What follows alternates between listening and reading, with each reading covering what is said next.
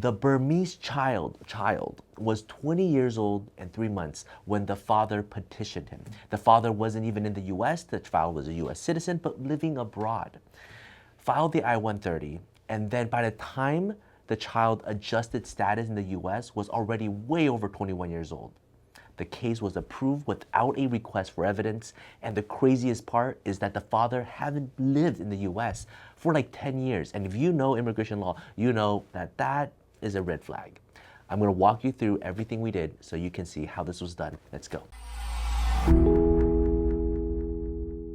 Hi everyone, my name is Joseph. I'm the managing partner here at Tsang and Associates, where we solve legal problems with creative solutions. So the legal problem was that this father wanted to get his son a green card. Now, there's nothing simpler and more humane than that, but the son is already 20 years old by the time we filed the I-130. Now, why is that even a big deal? Because once you hit 21, you are considered an adult under immigration law, and so now you can no longer be in the same category. Now, this is an extremely long process if you are an adult child versus if you're a minor, right? So these few months can make a huge difference, but there were so many huge obstacles.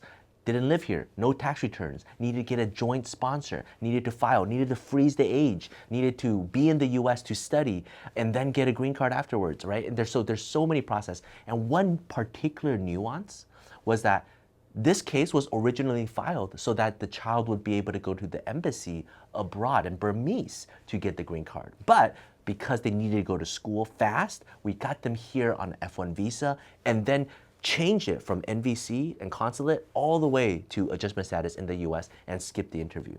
There are just so many pivots that we had to do. And it's just like a beautiful game of basketball where you keep on changing up the strategy, you shoot and then you alley-oop in the end. There's just so many of these techniques.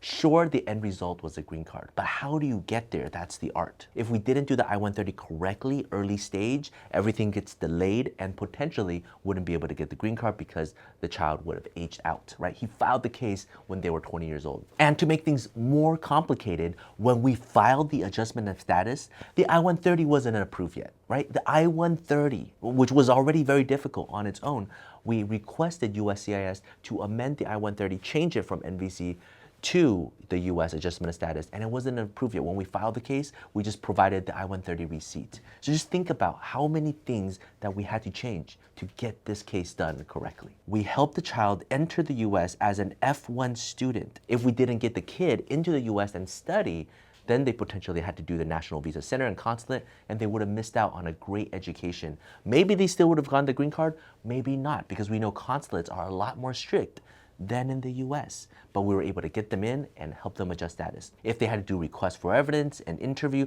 and then instead of 9 months, it became 18 months or 2 years, well then the student would have continued to pay tuition fees, and that could have been another $20,000, $50,000 in private school tuition fee. But back in October and November, in the freezing cold of that winter COVID storm, we helped this Burmese family strategize the entire plan. And based on that vision, we executed it perfectly. And then the case was approved, the entire family rejoiced, and Kathy and her team celebrated. We don't see a lot of videos of Kathy, but she is the mastermind behind a lot of these complex family cases. So when she watches the video, she could probably share more, but we're so happy for this family. If you have any questions about CSPA, about adjustment of status, about changing from National Visa Center to consulate, feel free to give us a call.